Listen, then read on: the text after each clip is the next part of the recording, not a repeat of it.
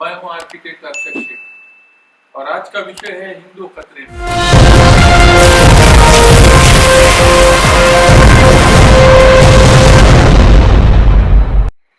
चुनाव का माहौल पूरी तरह से गर्म हो चुका है, लेकिन महत्वपूर्ण मुद्दे नदारद है। न सरकार से पिछले 5 सालों का हिसाब पूछा जा रहा है कि उन्होंने बड़े बड़े समस्याओं के और प्रश्न के बारे में क्या कुछ किया उन्होंने देश के बेरोजगारी के बारे में, गरीबी निर्मूलन के बारे में, किसानों के बारे में, स्वास्थ्य के बारे में, प्रदूषण के बारे में, पर्यावरण के बारे में, शिक्षा के बारे में क्या कुछ किया, इसका ना कोई हिसाब पूछा जा रहा है और न ये पूछा जा रहा है कि आइंदा 5 साल में ये क्या करने जा रहे हैं। महत्वपूर्ण मुद्दों से बहुत दूर काल्पनिक और भावनात्मक मुद्दों की तरफ ये इलेक्शन जा रहा है, ये चुनाव जा रहा है। वैसे भी दोस्तों, जिस पार्टी के पास, जिस विचारधारा के पास मानवता के उद्धार का कोई ठोस कार्यक्रम नहीं होता, विकास का कोई ठोस प्रोग्राम नहीं होता, वो अमूमन चुनाव जीतने के लिए 2 ही हरबों का इस्तेमाल करते। एक होती है उम्मीद यानी वादे और दूसरा होता है भय यानी डर। पिछले 2014 के इलेक्शन में इतने कुछ वादे किए गए, इतनी कुछ उम्मीदें बांध दी गई, मानो ऐसा लगा कि जैसे आप देश के सामने कोई समस्या ही बाकी ना हो। लेकिन देखिए कि एक के बाद दूसरे वादे, दूसरे आश्वासन जब टूटते गए, उम्मीदें टूटती गई, तो फिर एकमात्र उपाय बचा और वो ये था कि लोगों के दिलों में डर निर्माण किया जाए, भय निर्माण किया। भय उस वक्त निर्माण होता है जब लोगों में असुरक्षितता की यानी इनसिक्योरिटी की भावना पैदा होती है। अज्ञान या इनसिक्योरिटी का कारण होता है, भय का कारण होता है, लेकिन यह भय निर्माण करना पड़ता है और इस भय को निर्माण करने के लिए एक खतरे की जरूरत होती है। और वास्तविकता में कोई खतरा मौजूद ना हो, उस वक्त एक काल्पनिक खतरा या काल्पनिक दुश्मन पेश किया जाता है। उस काल्पनिक दुश्मन को निपटने के लिए लोग संगठित होते हैं और भूल जाते हैं अपने वास्तविक समस्याओं को। ऐसा ही एक मुद्दा इस इलेक्शन में बड़े जोरों शोर से लाया जा रहा है और वो मुद्दा है हिंदू खतरे में। भारत में बहुसंख्यक हिंदू खतरे में है, जिनकी आबादी 85% है। सवाल ये पैदा होता है कि ये हिंदू भाई आखिर खतरे में किससे है? तो हिंदू भाई खतरे में है अल्पसंख्यक मुसलमानों से। मुसलमानों से खतरे में क्यों है? इनका यह कहना है कि मुसलमानों की बेशुमार बढ़ती आबादी की वजह से आने वाले 10 साल में मुसलमान भारत में बहुसंख्यक होंगे और मुसलमान का प्रधानमंत्री होगा। और तो और हिंदू का भविष्य खतरे में आ जाएगा। मतलब यह है, अगर आप ऐसा नहीं चाहते तो आप हमें मजबूत कीजिए, आप हमें वोट दीजिए। देखिए क्या कह रहे हैं योगी नरसिंहानंद जी। 2029 में अभी तक जो जनगणना के आंकड़े हैं, अगर ये इसी तरह चलते रहे तो 2029 में भारत का प्रधानमंत्री मुसलमान होगा। और एक बार भारत का प्रधानमंत्री मुसलमान हुआ तो उसके बाद हिंदू का यहाँ कोई भविष्य नहीं होगा। और ये होगा क्यों, मैं आपको आंकड़ा बताता हूँ।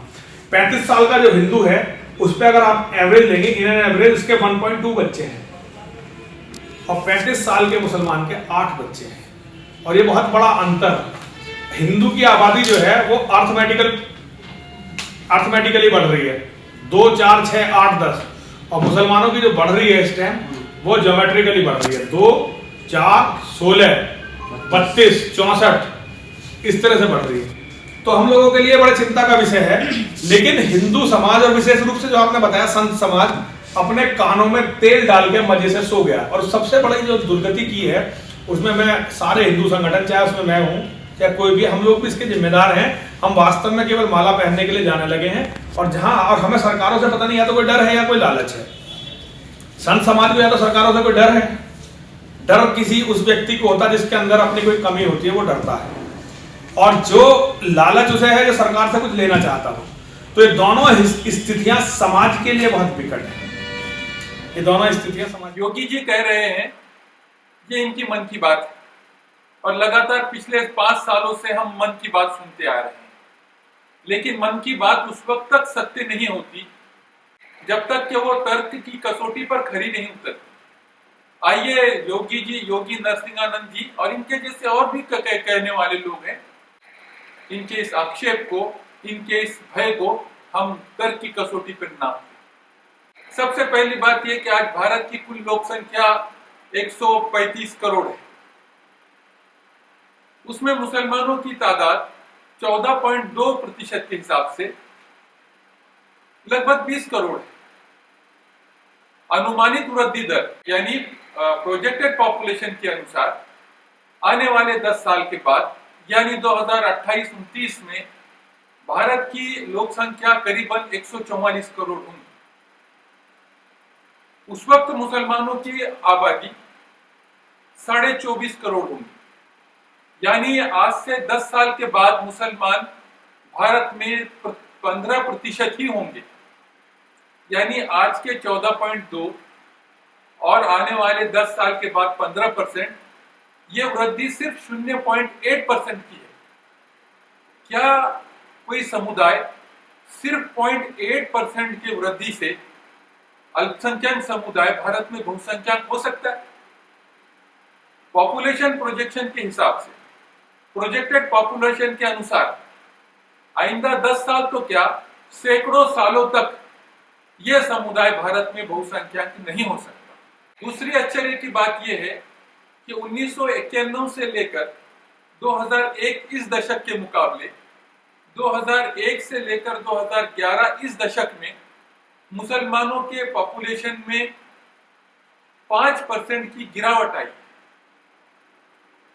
अब ऐसे आंकड़ों के अनुसार आप खुद ही ये बताइए, आने वाले 10 साल के बाद यहाँ का मुस्लिम समुदाय अचानक बहुसंख्यक कैसे हो जाए और मुसलमानों का प्रधानमंत्री कैसे बन सकता है? क्या योगी जी का यह आक्षेप सही हो सकता है?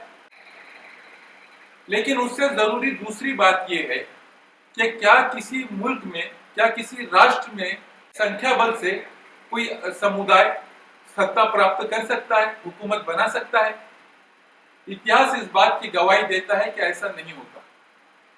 किसी भी समुदाय को सत्ता तक पहुंचने के लिए, हुकूमत तक पहुंचने के लिए 4 निकषों की जरूरत होती है कि जब तक वो 4 निकषों पर पूरा नहीं उतरता, उसमें सक्षम नहीं होता, तब तक वो हुकूमत नहीं बना सकता। सबसे पहले राजकीय, दूसरा सामाजिक, तीसरा आर्थिक और चौथा शिक्षण। ये 4 मुद्दे ऐसे हैं, ये 4 निकष ऐसे हैं, जब तक कोई समुदाय इन चारों चीजों में सक्षम नहीं होता तब तक वो हुकूमत तक नहीं पहुंच सकता। आइए हम इन 4 निकषों पर मुसलमानों की भारत में आज की स्थिति पर गौर करें। पॉलिटिकली देखा जाए तो मुसलमान आज भारत में हाशिए पर खड़े हैं। भारत का कोई भी शीर्षस्थ पद, चाहे वो राष्ट्रपति हो, उपराष्ट्रपति हो या प्रधानमंत्री हो या स्पीकर हो, इसमें से कोई भी इस समुदाय से ताल्लुक नहीं रखता। भारत के कुल 28 राज्यों और 6 केंद्र शासित प्रदेशों में किसी भी प्रदेश का मुख्यमंत्री या राज्यपाल मुस्लिम नहीं है, सिवाय नजमा हेपतुल्ला के, जो राज्यपाल है। भारत के 64 सदस्यीय जंबो मंत्रिमंडल में सिर्फ 1 कैबिनेट और 1 राज्य मंत्री ये इस समुदाय से ताल्लुक रखते हैं। लोक संख्या के प्रमाण के अनुसार, लोक संख्या के अनुपात के हिसाब से लोकसभा में कम से कम 80 मुस्लिम सांसद होने चाहिए थे, लेकिन इस लोकसभा में सिर्फ 23 मुसलमान सांसद मौजूद थे। और बड़े ताज्जुब की बात यह है कि जिस प्रदेश में, उत्तर प्रदेश में 20% से ज्यादा मुसलमान होने के बावजूद वहां से कोई भी सांसद, वहां से कोई भी प्रतिनिधि मुसलमानों का लोकसभा में नहीं गया। इसके अलावा बड़े बड़े राज्यों से, जैसे कि राजस्थान, महाराष्ट्र, छत्तीसगढ़, हरियाणा, पंजाब, कर्नाटक, ऐसे अनेक बड़े बड़े राज्यों से कोई भी मुसलमान प्रतिनिधि लोकसभा में नहीं था। राज्यसभा के कुल 245 सांसदों में से सिर्फ 17 सांसद ये मुस्लिम समुदाय से बिलोंग करते हैं। भारत में विधानसभा की कुल मिलाकर 4120 सीटें होती है, जिसमें सिर्फ 282 विधायक ये इस समुदाय से आते हैं। और बहुत गौरतलब बात यह है कि पिछले लगातार 15 सालों में मुसलमान के प्रतिनिधित्व में बहुत बड़ी कमी आती जा रही है। अब आप ये बताएं कि जिस समुदाय का प्रतिनिधित्व दिन ब दिन बहुत कम हो रहा है, जब रिप्रेजेंटेशन नहीं होगा, जब प्रतिनिधित्व ही नहीं होगा, उस समुदाय का आखिर विकास कैसे होगा? अब सवाल ये पैदा होता है कि जो समुदाय पॉलिटिकली इतने पीछे चल रहा है, इतने हाशिए पर है, यकायक ऐसा क्या जादू हो जाएगा कि आने वाले 10 साल के बाद वो समूह भारत की हुकूमत में होगा, भारत की हुकूमत बनाएगा और उसका प्रधानमंत्री बनेगा। ये बात समझ से बाहर है। दूसरी चीज, भारत की एडमिनिस्ट्रेटिव सर्विसेज जो बहुत महत्वपूर्ण होती है, वहां पर भी मुसलमानों का प्रतिनिधित्व 3% से ज्यादा नहीं है। भारत के किसी भी उच्च पद लीजिए, चाहे वो मिलिट्री का लीजिए, नेवी का लीजिए, एयरफोर्स का लीजिए, किसी का भी उच्च पदस्थ अधिकारी इस समुदाय से बिलोंग नहीं करता। सरकारी नौकरियों में भी मुसलमानों का प्रमाण बहुत ही कम पाया जाता है। न्यायपालिका को अगर हम देखें तो भारत के न्यायपालिका में, जुडिशियरी में, सुप्रीम कोर्ट में 23 जजों में से सिर्फ एक जज इस समुदाय से बिलोंग करता है। भारत के हाई कोर्ट के कुल मिलाकर 601 जजेस में से सिर्फ 24 जज ये इस समुदाय से ताल्लुक रखते हैं। रही मीडिया की बात, तो मीडिया, चाहे वो प्रिंट मीडिया हो, चाहे इलेक्ट्रॉनिक मीडिया हो, चाहे न्यू मीडिया हो, किसी में भी मुसलमानों का प्रमाण ना के बराबर मौजूद है। हद तो यह है कि मुसलमानों के विषय में जो डिबेट होती है, चर्चा होती है, उसमें भी नॉन मुस्लिम स्कॉलर ही मुसलमानों के बारे में चर्चा करते नजर आते हैं। मुसलमानों के शैक्षणिक, आर्थिक और सामाजिक स्थिति की अगर जानकारी लेनी चाहे, यानी सोशल, इकोनॉमिकल और एजुकेशनल स्थिति की आज की स्थिति मालूम करना चाहे, तो इसके लिए बहुत ज्यादा कहने की कुछ जरूरत नहीं है। सच्चर साहब ने अपनी रिपोर्ट, जो बहुत मशहूर रिपोर्ट हुई थी, सच्चर कमेटी की रिपोर्ट, उसमें उन्होंने कंक्लूड करते हुए इस स्थिति को ये क्या कहा कि भारत में मुसलमानों की आर्थिक, सामाजिक और शैक्षणिक स्थिति यहाँ के भारत के सबसे पिछड़े वर्ग से भी ज्यादा बदतर है। अब सवाल ये पैदा होता है कि एक ऐसा समूह जो राजकीय, शैक्षणिक, आर्थिक और सामाजिक पूरी तरह से हाशिए पर खड़ा है, अचानक ऐसा क्या हो जाएगा कि ये समुदाय इतना महत्वपूर्ण और शक्तिशाली हो जाएगा कि आने वाले 10 साल के बाद भारत की हुकूमत की बागडोर इनके हाथों में होंगी। और ऐसा समूह जो खुद अपने मसाइल से परेशान है, हमारे हिंदू भाइयों के लिए खतरा क्यों बन सकता है? और फिर हमारे हिंदू भाइयों को ऐसे समुदाय से आखिर भयभीत होने की, डरने की जरूरत क्या है? आपने देखा होगा कि पिछले 4 सालों में लगातार कई मॉब लिंचिंग की घटनाएं हुई, 40 से ज्यादा मासूम लोगों की हत्या कर दी गई। लेकिन क्या मुसलमानों की तरफ से इसके रिएक्शन में ऐसा ही कुछ किया गया? अब रही बात पाकिस्तान के संदर्भ में, तो पाकिस्तान भी हमारे लिए एक ऐसा ही देश है जैसे दुनिया भर में 50 मुस्लिम राष्ट्र हैं, और धर्म के नाम पर अगर राष्ट्र एक होते तो अरब के 20 अलग अलग राष्ट्र इस्लाम के नाम पे एक राष्ट्र बनाते। दरअसल धर्म के पास अनिवार्य नहीं है कि लोग एक राष्ट्र बनाकर रहे। राष्ट्र तो होते ही सामाजिक और भौतिक व्यवस्था के लिए, लेकिन धर्म के पास ये बहुत जरूरी है, ये अनिवार्य है कि आप जिस राष्ट्र में रहते हैं, जिस जमीन पर आप बसते हैं, जिन फिजा में आप सांस लेते हैं, जिस मुल्क में रहते हैं, उससे वफादारी और ईमानदारी आपके ईमान का लाजमी हिस्सा है, आपके ईमान का, आपके श्रद्धा का अनिवार्य हिस्सा है। मुस्लिम शासन काल में कहीं पर भी हिंदू मुसलमान फसाद का कोई उल्लेख, कोई जिक्र नहीं मिलता, बल्कि वो काल भी, वो वक्त भी मुसलमान और हिंदू के एकता और अखंडता का और बंधुत्व का काल था। क्या इसकी जिंदा मिसाल ये है कि जब 1857 का पहला स्वतंत्रता संग्राम हुआ तो सब ने मिलकर उसका नेतृत्व बहादुर शाह जफर को दिया था। दरअसल भारत में हिंदू मुसलमान फसाद की शुरुआत अंग्रेजों के जमाने में 1890 में हुई, और वो इसलिए हुई कि वो हमारे अखंडता को, वो हमारी एकता को खत्म करके हुकूमत करना चाहते थे। वैसे भी हर कमजोर हुकूमत का यही हथकंडा होता है कि वो लोगों में फूट डाले, बांटे और हुकूमत करे। दोस्तों, हमारी भारत की संस्कृति हमेशा से ही मानवतावादी, उदारवादी और सहिष्णु रही है।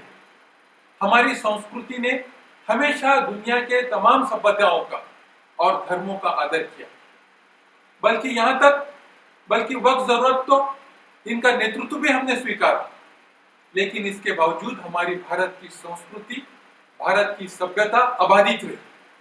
ये हमारी भारत की सभ्यता का गौरवशाली इतिहास है।